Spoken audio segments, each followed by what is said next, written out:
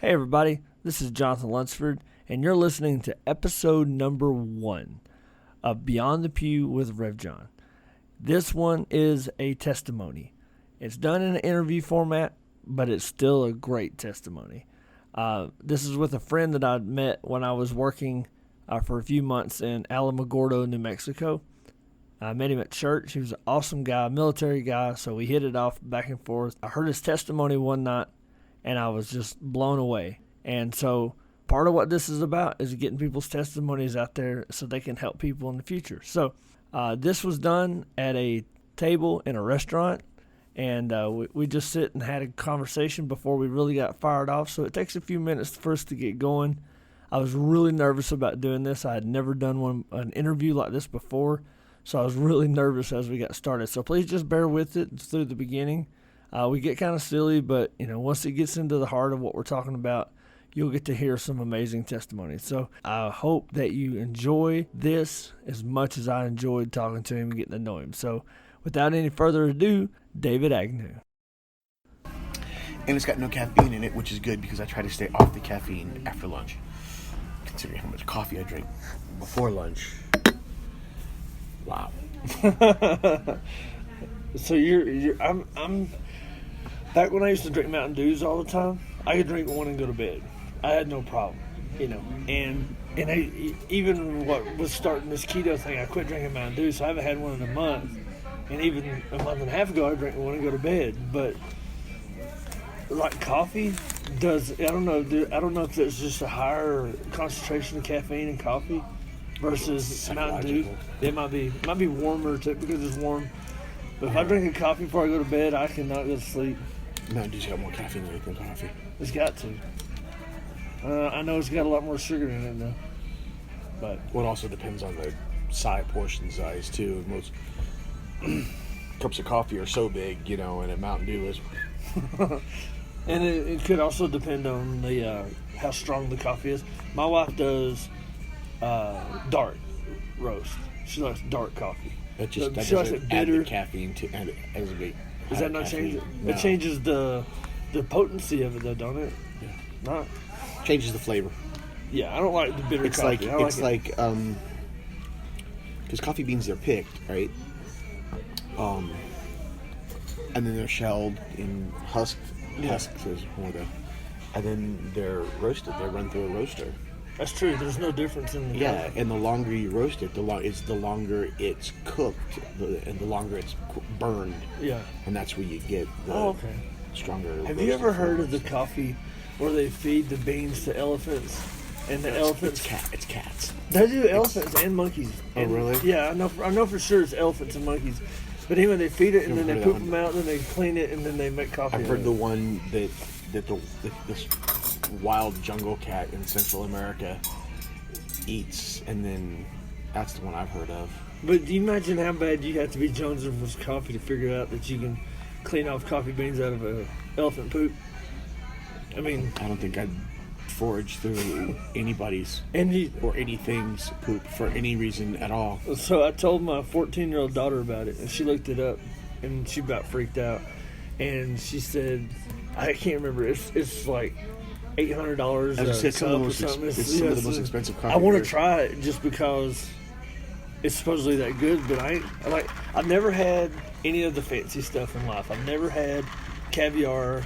I had champagne one time when my friends were getting married, and I didn't like the taste of it. So you don't like ginger ale, so you probably won't like champagne. They're very similar.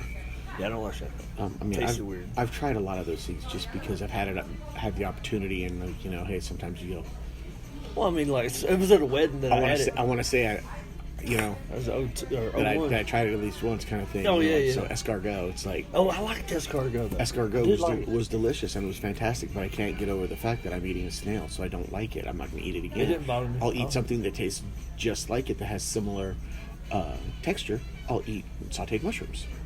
That's about the same, yeah. About the same flavor and texture, everything. That's true. And I can eat a snail. But it's not a snail. It didn't crawl on the ground. It just grew there.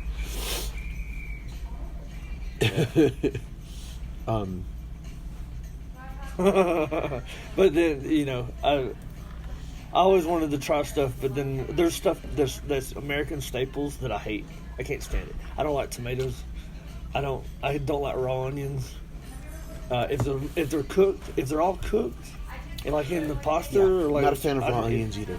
Like on a burger or something like that. Yeah, I love sauteed or like grilled onions. Grilled onions. So, sauteed onions are fantastic. Onion rings, all that stuff's good. But I don't like raw onions. But yeah, no, I'm with you.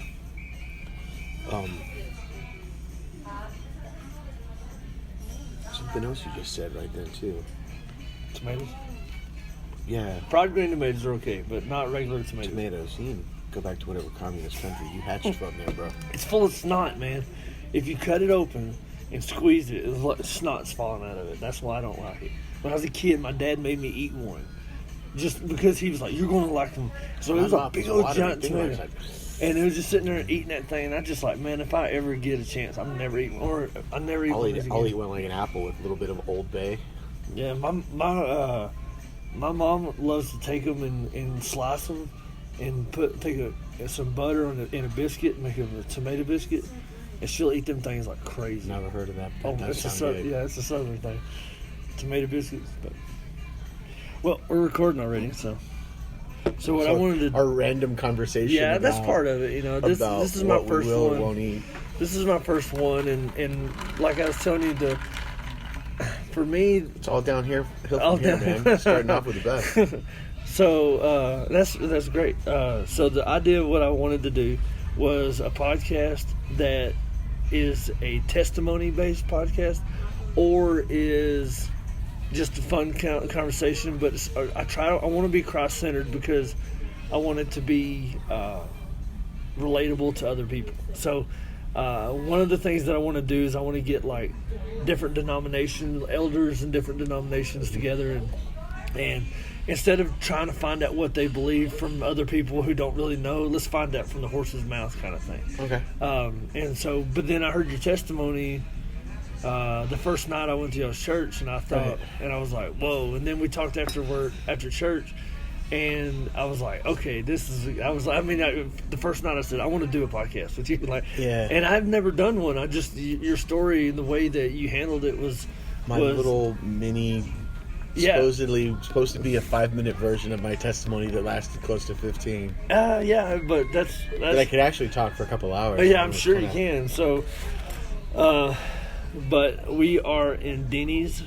So in case you guys are listening and you wonder what all the noise is about, I don't know if you can hear the music, but it's like a 60s, 50s doo-wop. It's like. I've been working my way back to you, babe, and stuff. My parents love coming here because of the music. They'll sit and my mom will sing the whole time. I'm like, didn't I used to get in trouble for that when I was growing up? Singing at the table. You can't do that. Can't sing the table. I used to get beaten for it. Okay, well, I'm beaten. I love that some of those rules growing up aren't just Southern things. Oh yeah. That they you're from here, right? Alamogordo, Alamogordo, New Mexico. It's an awesome town. I love it. I actually like it here a lot. I want to go home. So I don't blame you. I don't blame you at all. So it's just neat to me that some of those traditions are, because you think, because there's so many traditions that are Southern, and then you go away from the South and nobody knows what you're talking about. So then there's a bunch of them that everybody knows. Well, you figure you think about the South, you think about, the traditional Southern states. Yeah. And it usually kind of swings west as far as East Texas, Yeah. And when you're in Texas and you're driving west and it stops being ridiculously green and starts to turn into scrub, west of Austin. Yeah, it starts to turn into the hill country where you got a lot of mesquite and scrub oak and things like that instead of green, all that more abundant green. Well, it stays like that until you get to the mountains in Arizona, in California, and then the other side of the mountains in California. That's where it drops off, and you have the beaches and all that stuff.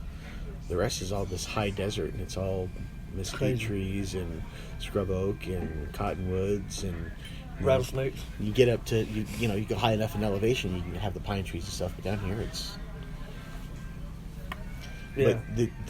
but that's kind of like the Old West, where the Old West happened kind of thing, Yeah, absolutely. And that's why I loved it. I got to go to Tombstone while I'm here. Fun town, huh? Oh, and it was walking into it. See, I've been to Deadwood, Deadwood in South Dakota. That was really interesting because the show was really famous at the time. And so they were doing the gunfights and stuff like that. Calamity Jane and Wild Bill Hickok, and all these characters walking around. And it was a real place and real stuff happened. And more probably happened there than in Tombstone. But that movie, I watched it when I was a kid. The Legend of Wyatt Earp. OK Corral. There was a movie called The Fight at OK Corral. I watched it with my grandparents when I was a kid. And then the movie Tombstone came out. And then I realized after being here that I was only 4 hours away from it. I'm like, I gotta go. Yeah. Would you like the A1 steak sauce, Worcestershire sauce, or 57? A little bit of A1. A little bit of A1. If you gotta put A1 on a steak, it ain't no good. I like the flavor of A1, and we'll typically put it on a steak, whether I need it or not, because I like the flavor of A1. Yeah, well, that's fine. In the Navy, if the steaks were good, you didn't see nobody grab A1. If you see everybody reaching over for A1, like the steaks are bad. So, but no, yeah, you're right. I mean, wouldn't know how many movies have been made about the Tombstone. Oh man, it was just being there was so surreal too. Yeah, it was pretty cool. You figure you think because you start thinking about all the history, especially you see Boot Hill. Yeah. And I was sitting in the restaurant eating breakfast. And I was reading about Virgil, who was the one that was played by Sam Elliott. Sam Elliott, yeah. Okay, so in the movie Tombstone, you see him walk across, and he gets shot. And I realized that I'm in the building, eating breakfast, in the building where those guys were hiding when they shot him.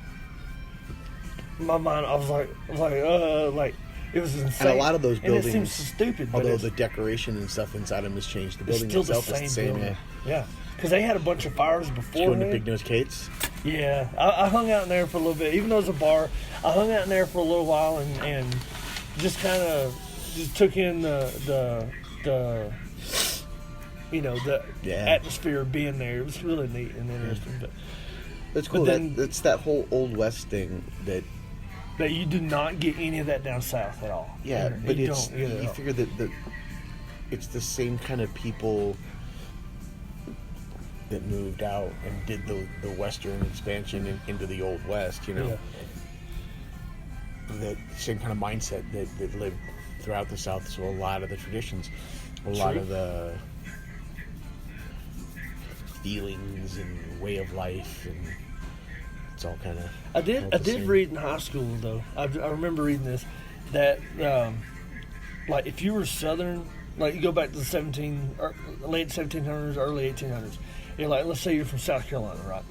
And when they migrated west, they didn't go northwest. They just went due west. Mm-hmm. And so like if you're in Virginia, you would go due west. And it wasn't like you would say you're from Virginia and let's go west and you wind up in Texas. You wind up in Kansas and Oklahoma and stuff like that. You go straight. So I guess that's where you're coming from there. Like they brought their Southern traditions here and a lot of it. But so Alamogordo is in Spanish. That's what does Alamo mean? It's like a stable or no? It's fat cottonwood. Fat cottonwood. Yeah, I know Gordo's fat. So yeah, fat cottonwood. And I haven't seen any fat cottonwoods here at all. I don't know.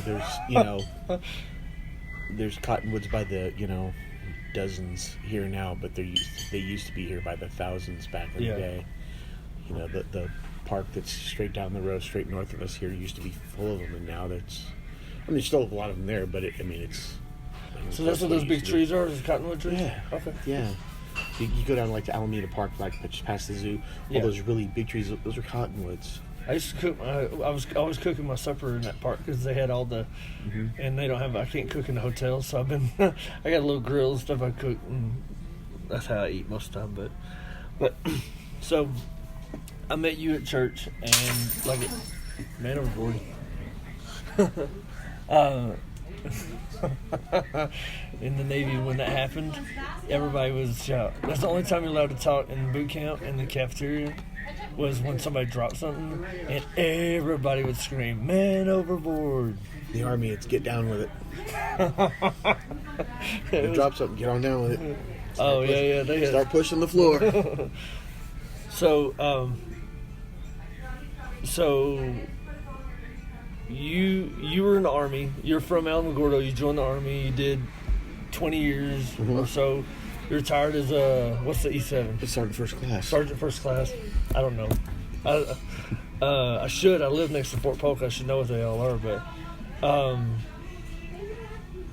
and then you came back home first, and then all of your stuff happened, or was it? No, this all happened. I went to my very final posting in Texas, which ended up being my final posting. And got talked into retiring before I really wanted to by my ex-wife, and was given divorce paperwork, 6 months later for my trouble. Yeah. Or I'd still be in. I loved it. I loved the Army. But it was during that period of time that kind of all the attacks from everywhere all happened at the same time, I going through a divorce, drinking a lot, which then brought me trouble at work, all that. Ended up losing my job for a combination of reasons. They were looking at that point in my job, they were looking for any excuse at all to let people go, because we were contractors and the contract was getting smaller and then bigger and then smaller, and it was one of those periods when it was getting smaller.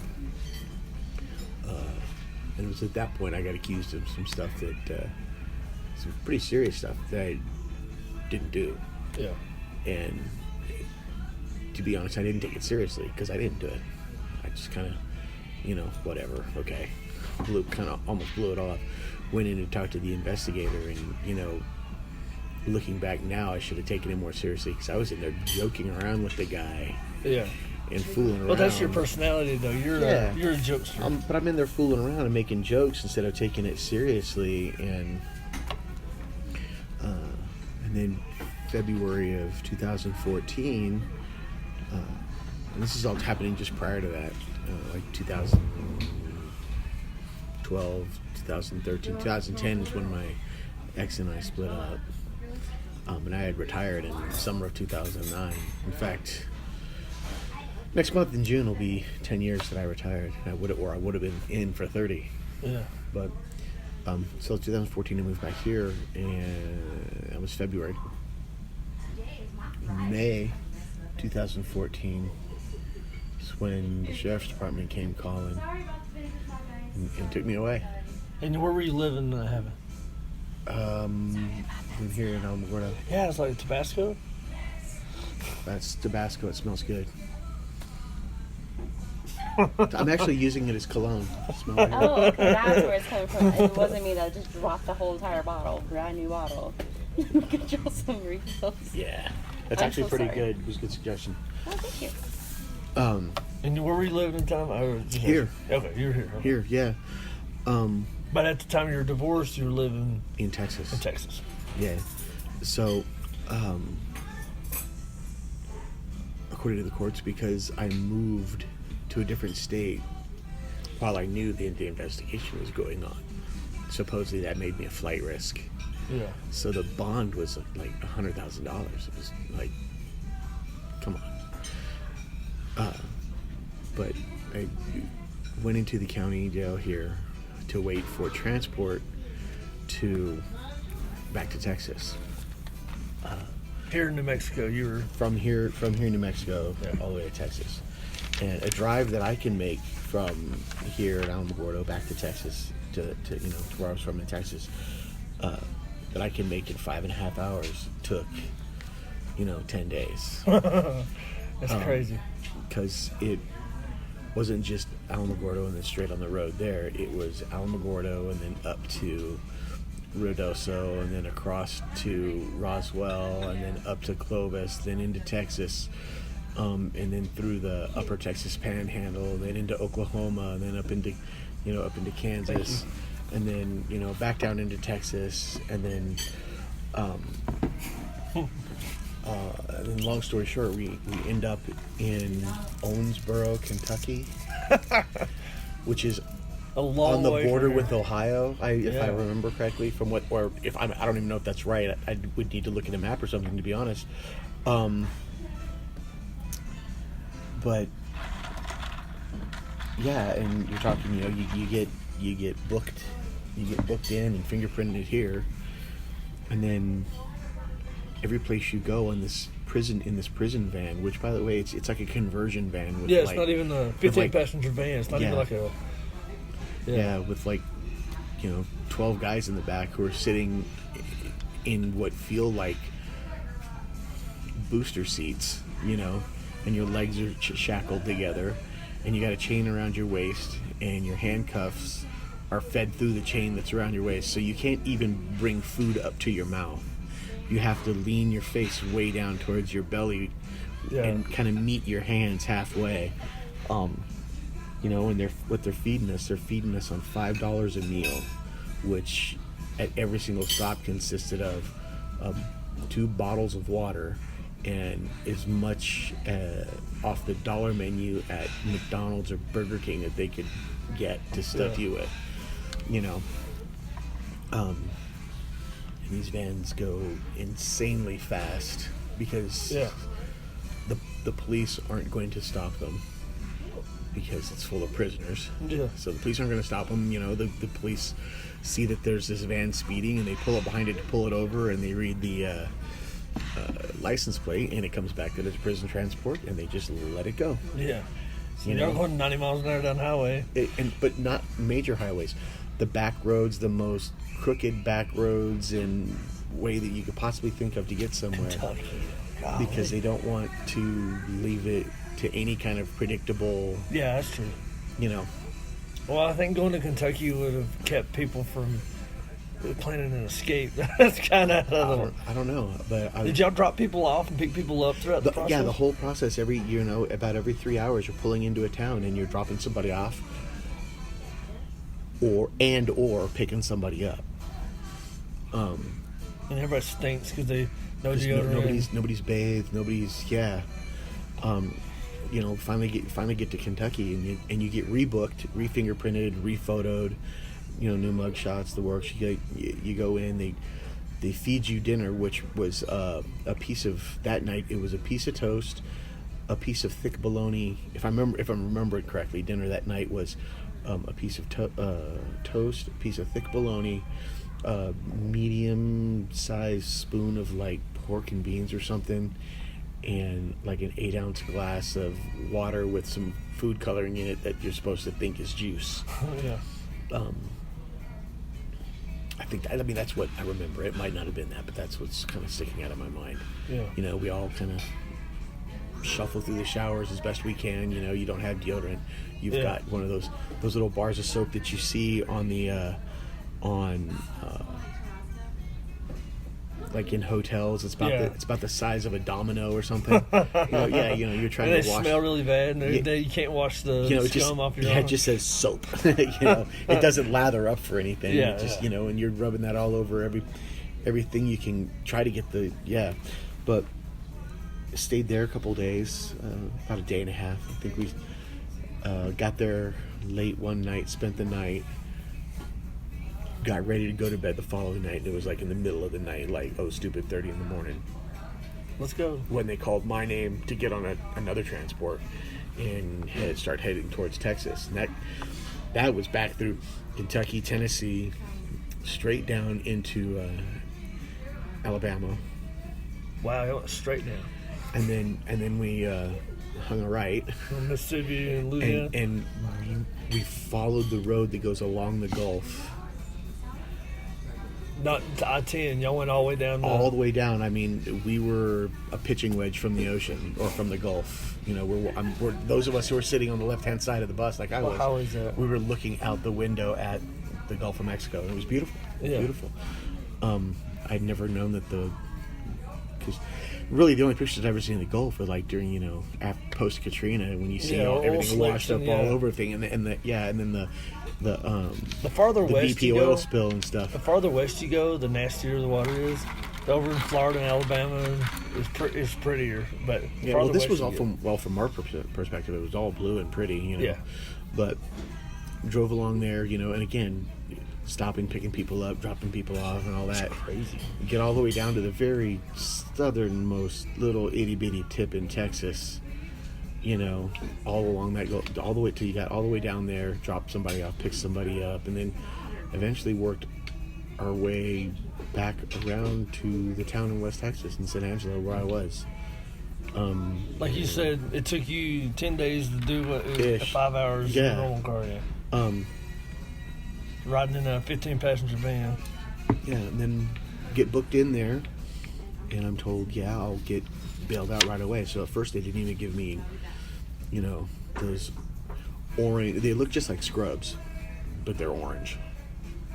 First they didn't even give those to me because I was going to get bailed out right away. Well, then come to find out, bail is $10,000, and my parents don't have that kind of cheddar just laying around. Yeah. So I should say my family doesn't. So it was going to take a while. So they booked me in, and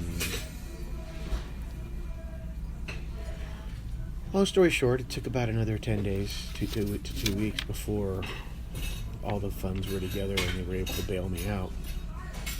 Which brings me back around to, the whole point of the testimony, and the point of that night that I chose to use as that part of my testimony was, even though I hadn't done it, I was going to fight the case the whole time, no matter what, to maintain my freedom. Yeah. I had to accept from a very early point, when I was still here in New Mexico. It's like, okay, Lord, whatever this means, it's not my plan. Yeah. It's your plan. And if this is the road, so be it. I'll ride. I'll accept where you put me. Yeah. And it was at that moment that I went from, being angry and sad, and not so much afraid, because I'm not really afraid of anything. I've seen all the things that this world can throw at you, at a grown man, pretty much through 20 years in the military and being here and there. And so I'm not really afraid of anything. So it wasn't a fear, but it wasn't a fear of anything. It was more apprehension and questions about what I didn't know. Yeah, the uncertainty. Yeah. Fear of the unknown is what I always used to call it. So I went from all of that to being completely okay with everything that was happening. So how long after you were, obviously when you were arrested, you're having to ask questions, what's going on, and stuff like this. Yeah. But Well, I knew. Well, I knew what it that's was right. for and all that. My dad was really, really angry at the time, and I had to go over and tell him. I had to look at the deputy and go, "Give me a second." Yeah. I'm going willingly, but give me a second with this guy. Yeah. Talk to my dad. Says, "Look, we knew this could happen. Let me just go take care of what I have to take care of, and I'll be back." So from the moment the deputy knocks on the door, how long does it take you to get to the point where you're like, you know what, God, you got me on this for whatever reason. I'm here. It was. Use me. They knocked on my door around 9:30 in the morning, and it was lights out that night in the jail. Was when you got kind of calmed down and realized that God's got something going on here. And that's when I I hit my knees. I mean, literally hit my knees right there in my cell, right next to my bunk. Okay, Lord. Yeah. Can you hear me? Obviously, I don't like this, but if this is, I accept it. I mean, Christ didn't want to get crucified.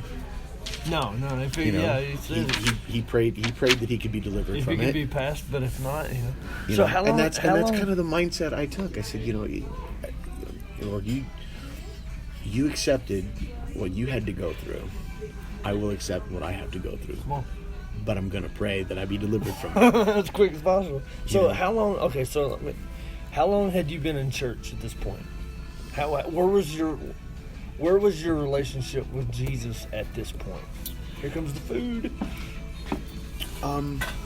Well, I was. The steak. That's him. Me. I'm jealous. You work here. I'm sure you're not jealous. It looks better when I'm serving it to other people. It looks actually good looking steak. You want to pray for the food? Go ahead. Okay. Lord, we love you. Thank you for the day. Thank you for all these blessings that you've allowed us to have. Lord, we thank you for this opportunity to get together in the fellowship. Thank you for this food. And that be with us as we continue and help us to reach out to those who are in need. In Jesus' name we pray. Amen. Amen. And I would add, I hope this message changes somebody's life for the better. Never know. But yeah, that's I've been saved when I was younger. Not quite, like maybe I don't know, 5th grade, 6th grade. What I used to refer to as saved, not serious. Yeah, because it was more of a, mom and dad are going to these revivals and I have to go along, and One day the Lord got hold of you. And one day, I went up to the altar, Yeah. One day it was me at the altar call. And I remember because they had said that the night before at this particular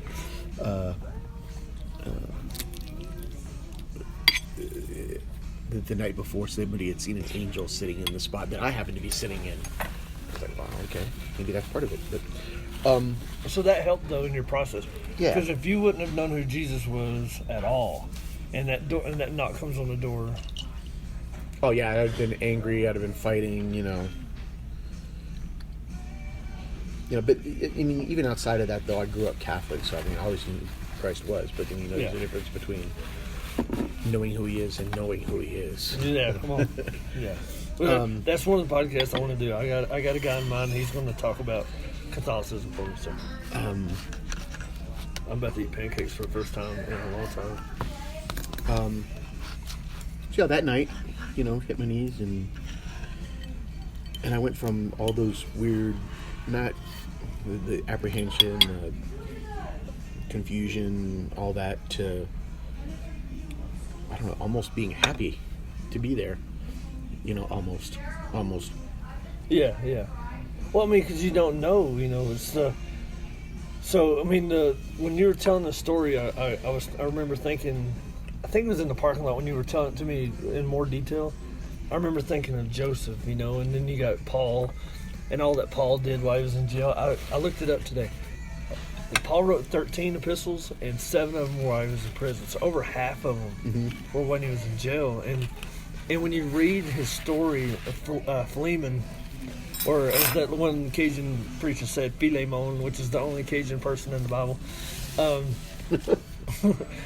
If you read that, I mean, it's like, 20 verses or less? You read it, and you can just hear the joy.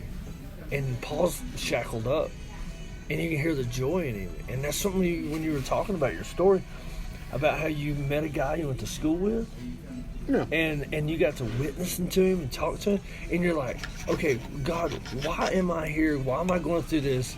But then the missionary or the evangelist in you, or whatever and then in walks this guy that I recognize that I played high school football with. Yeah, that you hadn't seen in, you said, in a long time, right? 30 years. Yeah, and all of a sudden you're being able to talk to this guy about a relationship with Jesus, and that, man, that's just outstanding. That's just one of the coolest things ever. And it's very Joseph, in the book of Genesis, very, like, here he is in jail. Why am I in jail? But, he's done these great things. The Lord's going to put you where He wants you. For the least of us. I'm going to be like Sugar Rush later. I saw how much syrup you put on there. I put too much. But yeah, I went from ministering, talking with him, praying with him, to the prison transport showing up to take me back to Texas. So you met him in Kentucky? No, here. Oh, okay. And then came on a prison transport to go to Texas. And I don't know, I can't remember at what point this guy got on, but at one point guy gets on the transport while we're still, between New Mexico and Kentucky, and it's somebody who needs to be ministered to. It's somebody to talk to about Christ. Somebody to talk to about, this isn't my plan. This isn't my plan. This is his plan. I'm just along for the ride. Yeah. Quite realistically, I'm along for this ride. But if you're a bitter person, all these opportunities go away. Because they're not going to listen to you because you're a guy talking about Jesus, but you're also bitter. And I'm surrounded by bitter people at this point. I'm surrounded by people. Oh yeah, imagine. It's not their fault that they got caught. I used to drive a prison bus. Trying to sell the crack they had in their pocket to undercover cop. It's the cop's fault. It's entrapment. I used to drive a prison bus. I did that for 5 months. It was one of the worst jobs I've ever had.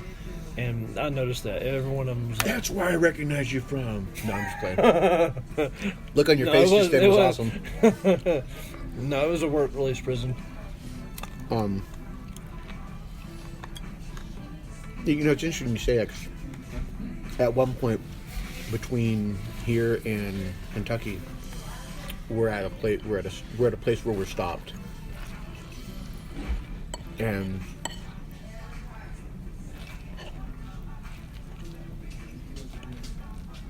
we're standing around.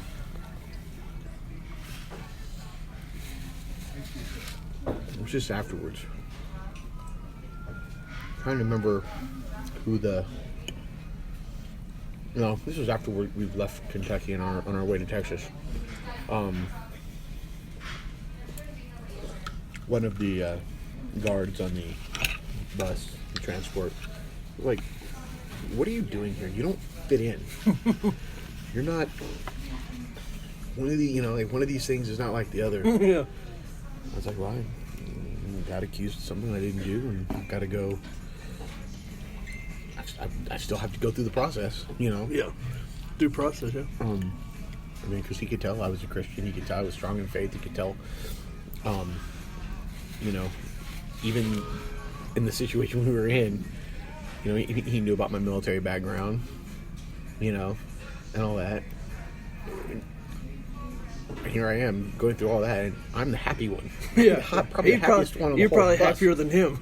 Yeah. But on the transport leaving Kentucky back down to the south, I end up sitting next to a guy who needs ministering to and talking to. So we did. We prayed, and we talked, and we prayed, and we talked, and we prayed, and then somewhere else in South Texas, he gets off the bus. We finally get to where I'm headed, and the guy I get bunked in with is a Christian who was also a veteran. He was a former Marine in Vietnam. Once a Marine, always a Marine. And I was told it was that along those same lines, you're not an ex-Marine, you're a former Marine.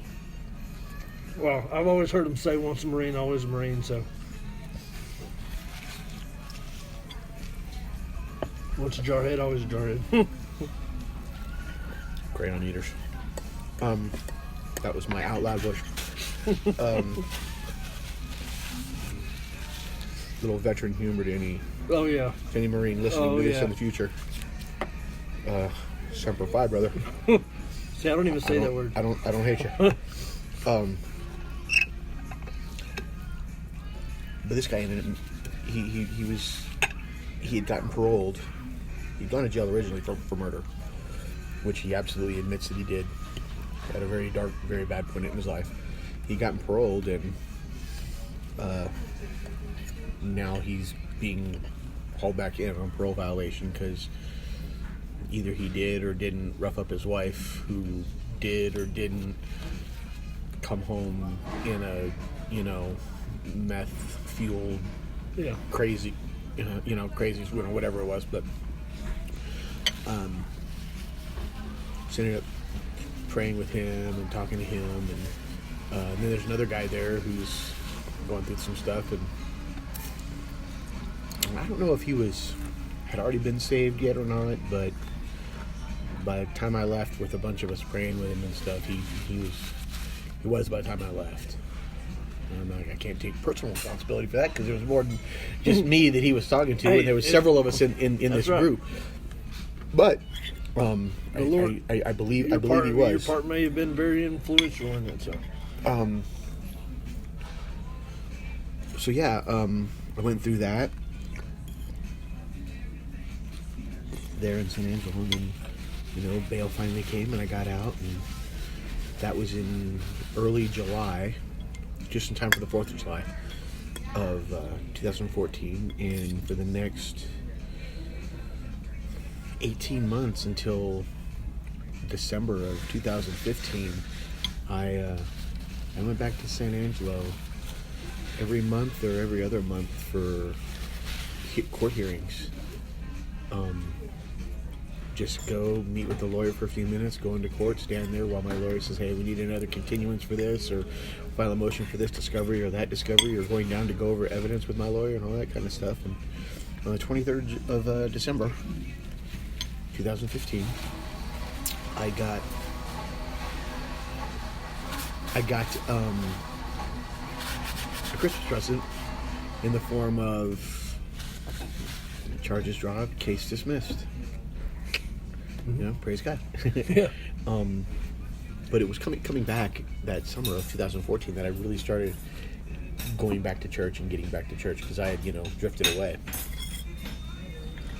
So at the point you're arrested and held here in New Mexico, before you leave New Mexico, your relationship with God existed. It just wasn't as strong as obviously it is now. Yeah, it wasn't a priority that it is now.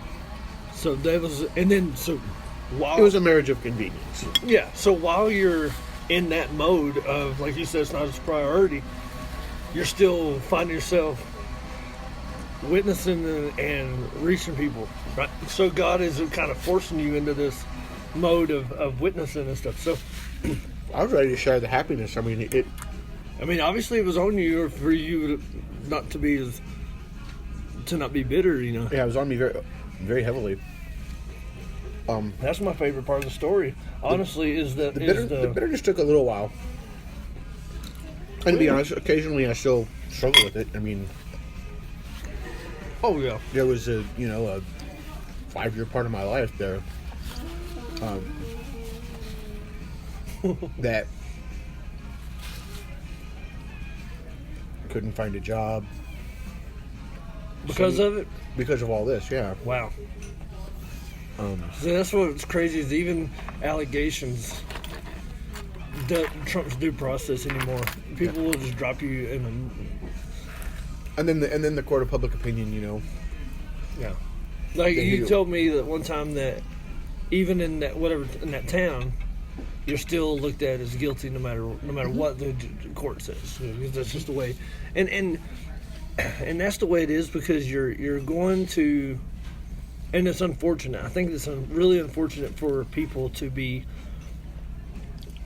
hinge their guilt or innocent verdict based on their relationship with them.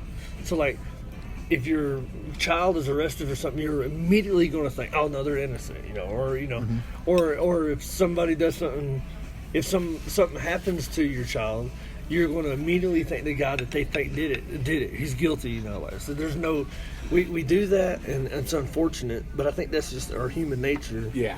Is to try to have an answer. We want an answer for it, so we make up an answer, and then when it comes out that it's not true, and I won't talk about no Russian collusion right now, but when it comes out and it's not true, they're going to start attacking the process, and how many people have been accused of things, their trial was very public, and even though they were proven innocent, by a jury of their peers, by a court, or even if there wasn't enough evidence presented to try them, according to the public, they're guilty. Do you remember back in the early 2000s when the Kobe Bryant, the basketball player, so he was from Los Angeles Lakers, and they were in Denver where the Nuggets were playing. So they were playing them in Denver, and he met up with a girl, and they wound up having an affair because he was married. And then later she accused him of rape. And he had, if you remember, he had to go to when he wasn't playing, he had to fly to Denver to deal with court constantly. He maintained his innocence the entire time. He had to admit that he cheated on his wife. There was a big deal about that. But they would not release her name, which I understand that. But then when it all came out, because one of her friends said in court that she made it up, and she had proof of that. And so now all of a sudden they're like, okay, well, he's innocent now. They dismissed the case. But there's no ramifications on her part, So then now there's all that hubbub, It's just crazy. But nobody ever knows what she did wrong. Whatever happened to that woman that accused the Duke lacrosse team of all that? I have no idea.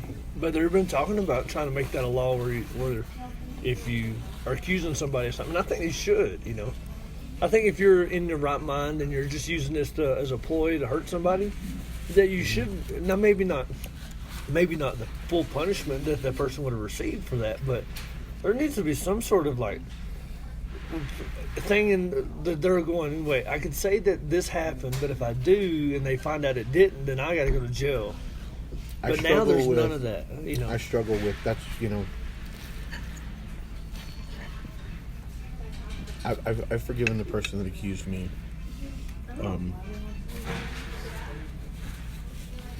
I want nothing but the best for them. Yeah. But there are times when I can get bitter. I can look at what could have happened, or where my life would be if none of it had happened, and I can get a little bitter. But then you gotta, Lord, I'm sorry, forgive me. That's not how I'm supposed to be. That's not how you want us to be. I have to forgive. Say a prayer, and say a prayer for them. Yeah, and because forgiving somebody isn't about making them feel better. It's about making our own heart right. Absolutely. So, unforgiveness is a poison that you drink, hoping that yes. It's a poison that you drink, hoping that they die. That's what unforgiveness is. Exactly right. So, if you read in Genesis chapter 50, verse 20, there's a famous minister named David Jeremiah who pastors a big church in California, San Diego, I think.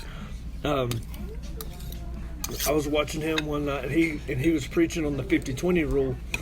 And the 50-20 rule, Genesis 50-20, is Joseph looks at his brothers and says that what you guys meant for evil, God used for good. And so then he turned that to say, devil, what you meant for evil, God's used for good. And that was so powerful, because then when you couple that with Romans 8:28, that God uses all things, causes all things to happen for the greater good of those who love the Lord and who are called according to his purpose. Not that God says, okay, I want you to go to jail, or I want you to suffer, but he's like, I'm going to let you suffer, and through that, I'm going to make something good out of it, And so for me, that doesn't put us to those things. He allows them to happen to us. I just wanted to clarify that. I don't believe that God puts sickness on us, and I don't believe that God puts pain and misery on us. I believe that God, just like he did with Job, God allows that to happen. Yeah, a lot of considerations of Job. Yeah. Oh, it's very what I went through. It's not just Job. It's like I said, Job, Joseph. You got. Joseph sold by his brothers into slavery, and he never got to see his family again. As far as he knows, that was it. It was gone. And I haven't seen my family in 5-6 weeks. And I couldn't imagine knowing that I'd never see him again, you know. So Right. because somebody did something bad to me, you know. But I'm going home this weekend. So, Like getting on a bus and driving away, watching your family standing there, and you know the bus is going to stop on an airfield, and you're going to get on an airplane, and the airplane's going to land in a place where people are shooting at Americans. yeah. Okay. There's That's four people. why I There's joined four the people Navy. I may never see again. Yeah. You know, very, very difficult to do. That's why I joined the Navy. Well, that wasn't a reason, but it was destiny for me to join the Navy. Because that's where I met my wife, so. But You just wanted to be a shellback. I didn't even know what a showback was when I joined. No joke. I didn't know that until later. But I had a great uncle that was in the Navy, World War II. And then every time he'd come home from leave, they'd have to send the police to come get him. Because he didn't want to go back. He wouldn't go. But he had a white hat. He had the Dixie Cup hat, and somehow I got a hold of it, and man, I got to join the Navy. I got to give you one of these. So I got my own now, so. I got this. I was going to split it. Like, No, I got it. Thank you. I appreciate it. But, so, everything that happened is a testimony. You have it. You can say it now. You can say what you went through. You can tell it in 15 minutes, 5 minutes. I don't know if you know 5 minutes. I know you a little bit. It's not going to happen in 5 minutes. But you could draw it out. But the main thing that I wanted to get out of it, and hearing it is, to me, it's an amazing testimony, is that there's people who are in bondage, whether it's physical chains. If they're in physical chains, they're probably not going to be listening to this, but there's people who are in bondage, whether it's through addictions to drugs, whether it's just a bad relationship that they're in, whether it's just a bad work environment they're in, and they can see that. I mean, even what Pastor preached the other day. What's your pastor name again? Tim what? Tim Brock. Tim Brock at Christian or Christ Community Church, Alamogordo. They have a podcast, and I would suggest you guys find it and listen to it. He was just he's a great. Well, he was talking about just having that joy. You know, you got to have that the joy of God. I love it. It's a gift. It's a fruit that grows in you when the Spirit moves in you, and it's a seed that's planted. And one of the things that's cool about fruits is that when the fruit bears and it starts to produce fruits, that those fruits have seeds in them, so it continues to spread as it goes. As somebody that's in a prison van, who let's just go to the guard. Somebody who's in a prison van who is stuck with a bunch of prisoners, who probably really wishes that he'd have gone to college or joined the military or something, and he's stuck in this van. Or he did, and it didn't matter. Yeah, that too. But here he is listening to a prisoner with joy. And then you never know. You even said he asked you about it, was talking about it. You never know the impact that you have, and that's why it's so important for us to maintain every conversation and have every relationship that we have has to be cross-centered and it has to be done in a way that's not. Because you never know who's listening in. Yeah, absolutely. You never know who, I mean, there could be somebody, there's nobody here now, but there could be somebody at an adjacent table. The NSA may be listening, and when they're listening, to Big Brother. I mean, anything we say or do as Christians is under the magnifying glass. Oh, yeah. Because if we fall short of what society's expectations are of us, then, everybody points at us like we're... They know what we're supposed to be doing, right? Even though they don't do it, right?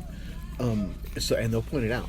It's like, oh, look, that's a hypocrite. He says we all have to behave a certain way, but look how he's behaving. But they don't take the time to talk to us and go where we will go. Yeah, I messed up, and the beauty of it is, I can mess up, and it's because of my faith. Yeah, that it's okay that I messed up because I'm trying not to.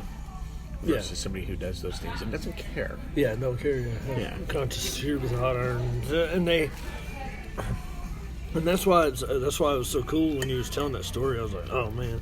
And even the other guy that was telling that his testimony that night, man, he was talking about the drugs and like I don't remember his name, but he was like just all the drugs he was talking about. He came out of, and he would come out of it, and he'd go back into it, and he'd come out of it, and come back in it. He said, and I remember he was talking about how finally it just clicked that the relationship that he can have with God was greater than any high that he can get from any drug he was taking. And I've never done drugs. I thank God I was able to stay away from that. But I'm not upset with people who have. But I have a friend. Everybody has a different path. Everybody has a different path. I have a buddy of mine who's a little bit older than me. He's a minister in Georgia, and I'm going to get him on here. And I'm not really sure what his drug of choice was. I don't know. But now he's in a relationship with God in such a way that his ministry is focused on helping people come out of drugs. And instead of being caught up in bitterness over what he went through, and he's able to turn that into what the devil meant to kill him and destroy him. And look what God's using, the good that's coming out of it. And most people who are listening to this are probably going to think, to them, drugs will mean, drugs. But to me, drugs is anything, legal or illegal,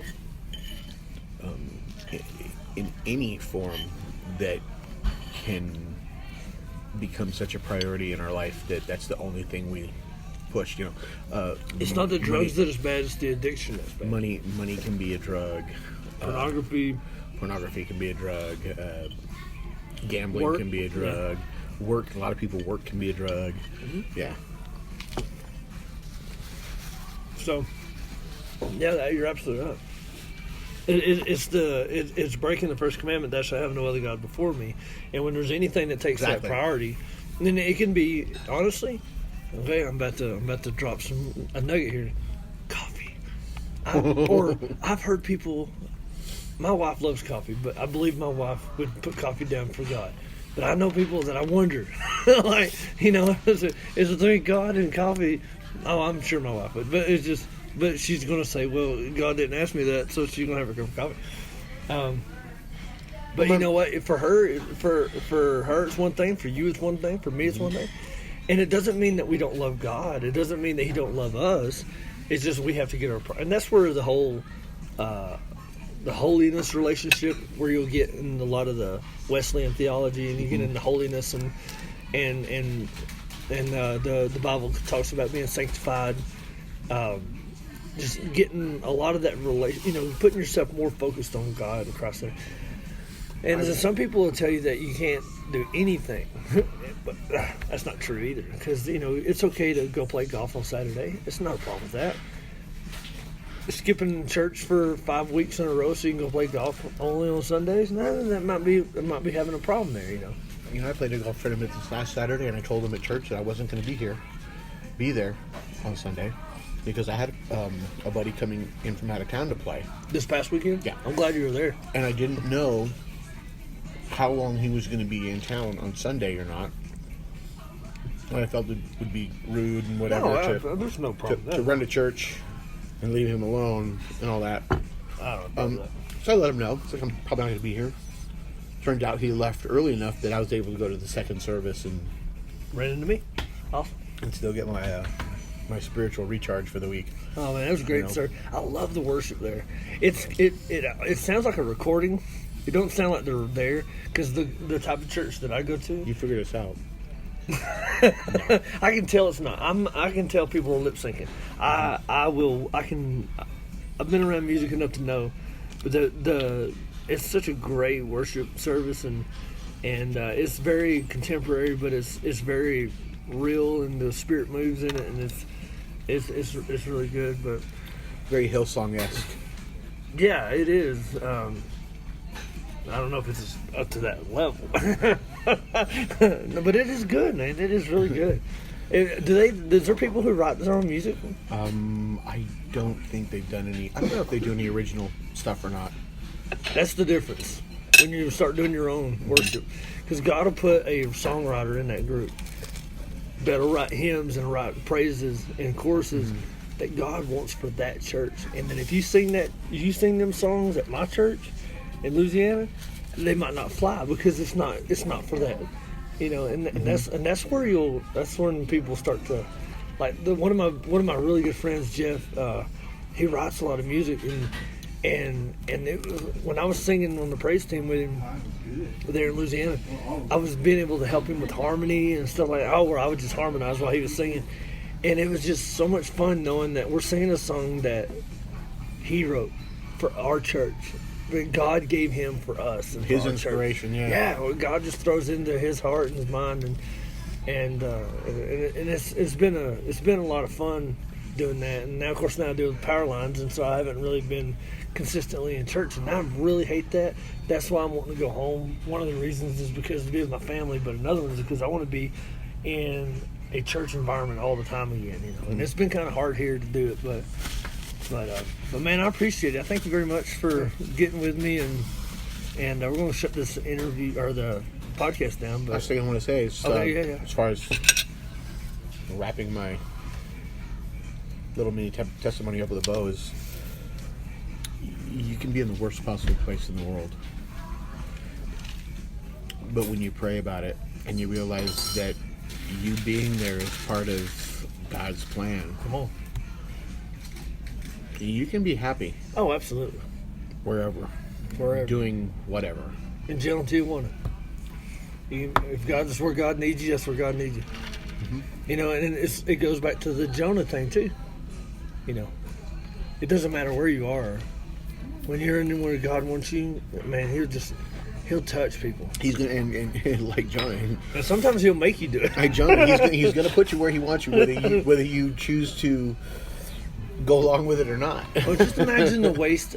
Imagine what kind of a waste it would be. There was a lady by the name, it was an elder lady, one of the most amazing women of God that I've ever met in my life. Her name was Faye Waters, and she passed a few years ago. And she said one night that if you refuse to listen to God enough times, He'll stop talking to you. And I remember going, that's something I never want to feel. I never want to go, I have disobeyed God so many times. That's something I'm afraid of. Yeah. But that's why I think it's a little different. We just got to stay focused, stay motivated in the kingdom and do whatever is kingdom-minded, man. One of the things I pray about the most, if you write down, you took a tick mark, down for every different thing I pray about. The one that I pray about the most is, let me hear your voice. Let me recognize the path. Yeah. Let me absolutely. see the door you want me to go through. Show it to me. Yeah. Because even if the trail's not beat out, like I walked up the top of that mountain behind the Big A. That's a long walk. But the trail's beat out. It's flattened out. It's a straight uphill, but and then I got off the trail a little bit, and it was just like, it don't take much to get off a trail, and you gotta start worrying about snakes and all this other stuff. But sometimes even when you're off the trail where God wants you, you can tell how to get through, and God will just show you and direct you. But have you been able to get up high someplace to see all the lights and stars yet? No, I tried the what's it called, the Sunspot, but they closed it at 5. They shut us all down at 5. Yeah. But let's pray. I want you to pray us out of here. Let's. You know what you went through. What is it that you wanted to get across? Don't have to be long. Just let's. There's a lot of people out there who find themselves in situations that are less than comfortable. Situations that they never would have put themselves in, but situations that their life is turned to, whether it be through something that was their fault or something that wasn't. My prayer is, Lord, that the people who are there in those situations turn to you for not the reason they're there, but for your reason for them. That they will recognize or begin to recognize the path that is laid in front of them that you have their name on, and the works that you have for them to accomplish. I'm not greedy. I don't want all of this joy for myself. I want this kind of joy for anybody out there who can feel it and who can experience it. Because even in the worst of times, if you're doing the Lord's work, if you're moving in a direction that you feel the Lord is pushing you, there is a joy and a happiness and an energy that every human being deserves, and it's amazing, and it's something that can only come from the Holy Spirit in your heart, just fueling every desire you have just to do more. And that's what I learned. And that's what I pray that everybody who needs that can learn as well. I mean, obviously this is a different message for different people, but somebody's listening to this, you know. I mean, this is May of 2013? 19. Wow. Where have I been for 6 years? No. 2019. I mean, somebody could be listening to this 5 years from now. Yeah. But it could be just as relevant then as, you know, I mean, because I went through all this in 2014, so that was 5 years ago. Yeah. But yeah, Lord, touch some hearts. Get some people, let's get people praying. Let's get people thinking about why they're doing what they're doing, and that it's you motivating their life in directions where you need them, where you want them, where they can touch hearts, where they can touch lives, where they can be the person in the situation to help somebody. That they can that they can listen to you, and they can turn right down that road when they thought they were going to go straight, just because something told them to turn right, and then there's somebody there to help because you put them there. Yeah. Amen. Yeah. That's my prayer. That's awesome. What I want for people, you know. That's what's important, is that, and I think that it's important for us to be prepared in the future. It's not just to think of this when you're in the moment, but to see the situation and to wake up going, okay, Lord, something today is probably not going to go the way I want it to, but I know that you're with me, and if you're with me, it doesn't matter. I'll go through, you know, Adrian Rogers is he died years ago. One of my favorite quotes by him is that he said, God, I will go to hell forever if you'll go with me. Mm-hmm. And it was, that was so powerful. And so, but anyway, so Dave, man, I appreciate it. I think I'm excited to do this. I've been wanting to do this for a while.